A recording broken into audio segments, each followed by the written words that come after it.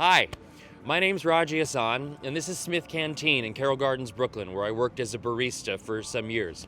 And while I worked here, I got to serve wonderful, interesting, creative professionals who have fantastic stories to tell about how they paid their dues.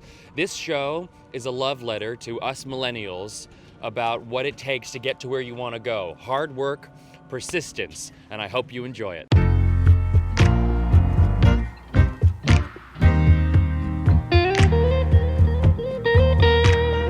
This first conversation is with Stacy London. You know her as a stylist, as a television host, and as a writer, and she has some wonderful things to say about paying dues. So we know you as a television host, and a stylist, and a writer. And I understand, were you an assistant at Vogue? That's how I started. I graduated college, and I went to Vassar for philosophy and literature and some psychology, which didn't prove helpful until much later on. And then I went to Vogue straight out of school, and I was an assistant to 3 different editors there. And then I went on to be an assistant to the fashion director at Mademoiselle. And then I went freelance, and I assisted every freelance stylist I could find in New York City who would hire me. And then I got rehired by Condé Nast about 4 years later after I'd gone out on my own, and I'd started styling things for an Italian publication called D. And then I was asked back to be the senior fashion editor. At Mademoiselle. You want to just say that That's a lot of noise. Anyway, yes, so I started off as an assistant to many fashion editors. Then I wound up leaving Condé Nast and becoming a freelance assistant. Yes. And after a while, I was like, God, I'm either going to be the best assistant in the world, or I'm going to try this on my own. Yeah. So I stopped taking assisting jobs, which meant 6 months of begging my dad to help me pay my rent. And then I finally, the more jobs you say no to when you are done with a certain part of your career, the more the industry and the people in that industry will accept that you want to do something different. And that's actually a good piece of advice that I don't normally talk about, but I had to say no a lot to get people to say yes. Say no to this thing over here. Say no to assisting, attention. To get clients to say, hey, we have a stylist out of town, maybe Stacy could take their place. And that's how I started getting my own styling jobs. Okay. And then about a year and a half into that, I was asked back to be the senior fashion editor at Mademoiselle. And I was there for 4 years, and then I got fired by a new editor-in-chief. And, I think I've talked a lot about that, I don't really believe in failure as a word, right? Good. But Okay. I did talk about this idea of I guess my biggest failure at that time felt like I'd never been fired. So to me, that was a very hard thing to go through. But at the same time, I hate to be so cliche, but when one door closes, another one opens. Don't you think cliches are cliche for a reason? Of course, because they're true. And in my case, it took about a year of me floating around, not knowing what I was going to do with myself. And thank you, Dora. I don't think of anything now as success or failure. That's after a lot of success and a lot of failure. Right. I look at it all as experience. Right. And to put value judgment words on experience like success or failure is to actually take away from experience. It does us a disservice, don't you think? Absolutely. That's what this whole show is about. It's about how my generation thinks that there needs to be. They feel entitled to an overnight success, Yes. or an immediate success, because what people my age go through right now is intense immediacy. Because Right. everything is on the phone. People are discovered on YouTube, which my name is Raji Ahsan. Thank you. But I'll be honest with you, I think that is a disease of any young generation. I think it is amplified in the digital age. I think it's been amplified since, you can find people on YouTube and in various digital platforms that can make them sort of, thank you, Dora, superstars, Dora, superstar, Dora. You are not going to be a superstar overnight this way. You can't interrupt so much. But my point is really that I think that all young generations all have a sense of entitlement. They see what came before them and they want it, right? Yeah. And I was always told for every overnight sensation, it takes 20 years to get there. Right? Yes. So the joke is that unfortunately, because that's always been the case, now you do have a true sense of immediacy that we've never had before because of digital. Right. And so I do think that there's that added layer for your generation, which does make things a little bit more difficult. The thing that I would say is that you can't skip the work just because somebody else did, or just because somebody else got discovered more quickly. Right. I really believe that people are caught in a particular moment in time, right? It's not, sometimes talent is recognized because it catches a certain kind of pop culture element. It's being in the right place at the right time. I really do believe that. But for the most part, that isn't the general population. And when you do want something, whether it's fame or success, which I think our culture places too much of an importance on, certainly fame. It's like fame itself is its own industry. Right, which is ridiculous. It Because is. to me, that's not, when people used to say to me when I was on What Not to Wear, oh, I want to do what you do. I was like, do you want to be a stylist or do you want to be on television? Right. Because I can only tell you how to be a stylist. Like, I am not a Kardashian. I do not understand how to be famous for being famous. To me, you have to have a craft and you have to have a skill. You have to be able to do something that is worthy of a platform big enough like television or print or film or stage. And craft, you can never, to me, you will never fail if you have a craft, because you are actually always involved in experience, right? Right. That's what building a craft is. It's constantly reinforcing experience. It's constantly getting better at something. Right. And that's really the goal. And unfortunately, we only measure that by how many other people think we're good at it. Right. Yo, that's so true. When did you get rid of the words failure and success in your vocabulary? Probably when I stopped being so successful.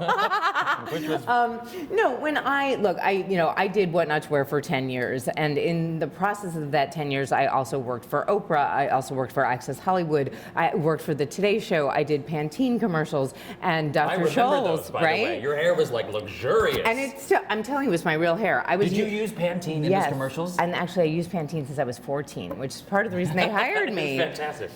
But they're extra the one that is like extra strength to make your hair stronger. I swear to you, my hair grew like 3 inches, and I stopped using it after I stopped doing the commercials, because I was like, oh, I don't do the commercials anymore. But really stupidly, I should go back to it because I can't get my hair to grow. I've tried everything: biotin, prenatal vitamins. You win, Pantene. You win. Coconut oil? I've tried everything. But, I guess I stopped. I was going so hard for so long, right? I mean, I was saying Pantene, Dr. Scholl's, Woolite, who else? There was... Access Hollywood, Oprah. No, there was like another commercial that I did. Woolite, Dr. Scholl's, Pantene. Oh, and Lee Jeans. How could I forget? So, and I helped them redesign their core collection for their jeans. And then I was doing pilots, like I did a talk show called Fashionably Late. I remember that. All of this was simultaneously. That's a lot at once. I was the editor-in-chief of Westfield Malls, did a magazine based on all of the retailers that they had, so we were trying to do shoots for them. I wrote all of the copy for the first one. I styled all of the photographs. I chose the models. I chose the clothing. I mean, it was insane. And I wrote 2 books at the same time. The first one I wrote with my co-host on What Not to Wear, and the second one I wrote by myself. But in those 10 years, I packed probably 20 years worth of work. And when I finally left What Not to Wear, I mean, I quit basically because I had burned out every cylinder. I mean, I talk about blowing one gasket, but I burned out everything. I mean, I burned out the entire engine of a car. And it took me a couple of years to kind of realize that it wasn't just all in my head and that I was exhausted, that I actually had psoriatic arthritis, that I had autoimmune diseases that were causing me to feel so tired. I just needed the break. And then after that, I went on to do another similar makeover show called Love, Lust, or Run. That I did solely, and I was an executive producer on that. And in a lot of ways, I felt It was just a couple of years ago. it was just a couple of years ago. I did 3 seasons of that, but part of the reason that I felt so strongly about doing that was that I was an executive producer on that, where I never was on What Not to Wear. I had a lot more say in not just the casting, but in hiring the crew. And having that kind of control means that you can create the kind of environment that you want to have on a set. And really, I don't think there's any greater reward or luxury than surrounding yourself with the kind of people that you want to work with. And so I was disappointed TLC did not renew the show after 3 seasons. And my biggest disappointment was feeling like I'd put together this incredible crew of people that I adored and that I'd somehow let them down. And in retrospect, I feel less like that because they've all gone on to do incredible things. But more importantly is that that time, that era of how to television is over. And that's something that you can do on digital. And for me, I'm not interested in doing makeovers anymore. I'm interested in helping women in particular sort of come to grips with their own sense of self and raise their self-esteem and self-confidence. I want to be able to do that through style, but the process of a makeover is not necessary anymore. Nobody watches television that way anymore. You don't make appointment television. You don't sit and watch for an hour. Nobody does that. You can do makeovers before and after in 5 minutes on digital. So I'm looking for a different kind of way to be able to do that, and I'm not sure that a spotlight is required. So when TLC didn't renew your show, the second one, for you, that wasn't a failure, right? Is what you're saying. It was or how did you look at it in a way that it wasn't? It wasn't a failure. It was a disappointment, more because I felt like I'd put more of myself into that show than I had with What Not to Wear. What Not to Wear was a package deal. That was a format that had already been established in Britain. They just, they plugged me into the format. Exactly. This was a little bit more of me, right? And it's not that I didn't see. I mean, part of me felt like, gosh, I wish I'd been more charismatic, or I'd been more helpful, or maybe I should have tried harder to style things more immaculately than I did or could have, or whatever. I mean, you always question yourself, obviously, when something comes to an end. But for me, it was much more about recognizing that what I've been doing and what put me in sort of the public eye in the first place literally does not have a place in the medium that it sort of grew in, right? So makeovers used to be a before and after on a page. It was in a magazine. It was front of book. It was something, how to wear your jeans 4 different ways, or here's, an 18-year-old who dresses like this in college in pajamas, but now she's got to go on her first job interview, and we made her over, right? Then television became the next medium, and now that medium is it's not really conducive to that kind of evolution, right? And for me, it's no longer the medium that's conducive to my evolution. And in a funny kind of way, I'm not sure that digital is the right medium for it. I think that, I've been writing a lot more. I'm much more interested in product development and things that have sort of the unspoken sense of confidence that I want women to have by putting them on. Not by saying, hey, go find this, but actually making something for them that's like, put this on and feel good. That takes a lot more time and a lot more effort. So, I think I'm concentrated on that idea. Less limelighty. Less limelighty. And also, I do have this one thing about, I don't want it to feel like I'm walking away from limelight, like as if something came along or I was offered something that was either for television or for digital that made sense for me because I'm older, right? I was 32 when I started in television, and I am now proudly 34. No, I'm 47. And so proudly 47. Proudly 47. And 15 years on television at 47, I don't want to say like I got aged out. I see plenty of women who are much older than me who have very healthy careers in television.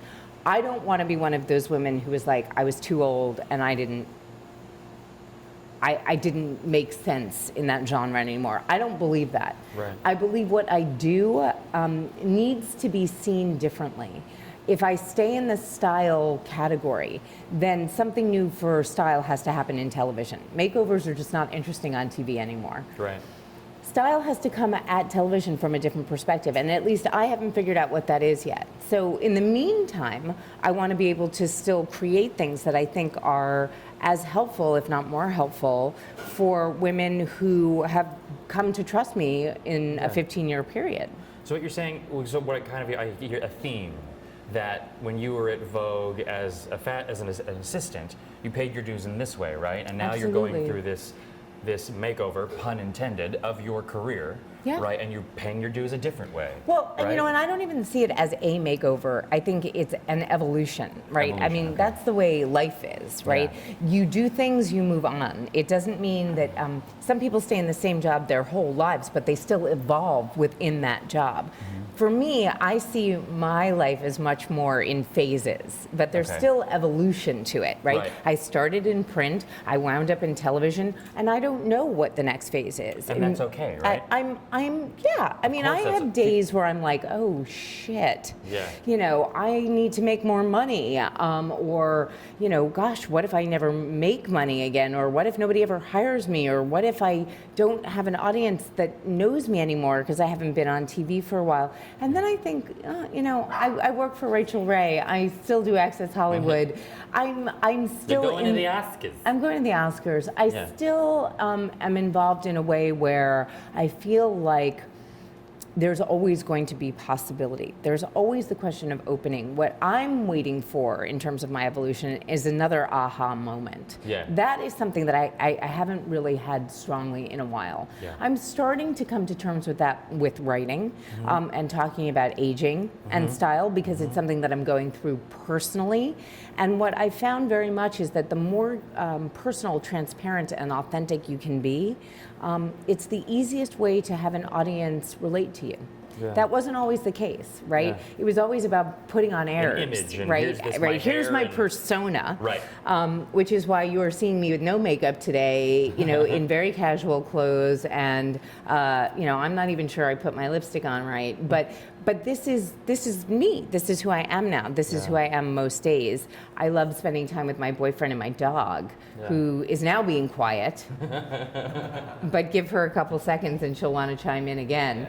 But again, this was something, this part of my life, this personal part of my life, falling in love, having time for a dog. Like I was traveling too much to have an animal that couldn't survive without me. Yeah. This is stuff that I'm doing that I didn't get to do in my 30s. And you're loving it. And I love it. So, the one thing that I'll say about paying dues is that you never stop paying dues, but you also, you can't be sure that things will go in the order that you expect them to. I think particularly for women, we're sort of taught you go to school, you meet a guy, you get married, you either wait to have kids while you're building your career and then you have kids, or you have kids and you stay at home, or then you go out and find a career. And everything is supposed to happen sort of all at once, and then it organically grows into this big tree with a lot of branches. And frankly, that's just not true, especially for women of my generation. In Gen X, I mean, we put off having kids and getting married to have these big careers. And Dora might be that way too once she's a little bit older. Is she dating? Not yet. Okay. Not yet. She's a little young for that. We don't particularly like that. All right, come here. She's also wearing camo and black. Oh, will you be quiet? She's not even wearing mascara. She didn't put her lips on either. No, she also is not supposed to have coffee. But anyway, my point is that there's no prescription. There's no formula. There's no formula anymore, right? If in the 1950s, at your age, you should be married with 2 kids, you should have a mortgage, and you should have a steady job, right? That's not the way. I live with 3 artists in an apartment. Right. I mean, there's no right or wrong way. But what I do think is that people believe that paying dues means working hard for something specific, that the reward, that the goal is something specific. And what I really believe is that you have to be more open to the idea that it is not a specific goal. That being an actor doesn't mean that you're going to be famous. That being an actor might mean that you do rep, or that you're on tour, or you go to Florida for a play. Yeah. Whatever it means that what you're doing because you truly love it, not because there's an end game in sight or an end goal that's specific. Yeah. That doesn't mean that you won't get those things. Right. But I think that one of the biggest problems in our society is this emphasis on having an expectation and then either reaching it or falling short of it. Mm-hmm. And that expectation is sort of the death of all possibility. Yeah. Because it really just, it basically disallows for us to have any other outcome than the one that we want. Yeah. And the one that we want isn't always the one that we should have. It isn't necessarily the one that we deserve. It isn't necessarily the one that is right for us. Mm. And I think that people forget that because we are in such a goal-oriented capitalist society that prizes youth, fame, beauty, and wealth, that we don't hold. She's good. She's good. All right. I'm like, Dora, where are you going? We don't hold craft in esteem anymore. We don't process and experience, because process has been eliminated by immediacy. Exactly. I just wrote an article about, instead of expecting what I want to happen, I'm allowing things to happen, and then seeing whether or not what I've allowed is where I want to be, right? Before making decisions.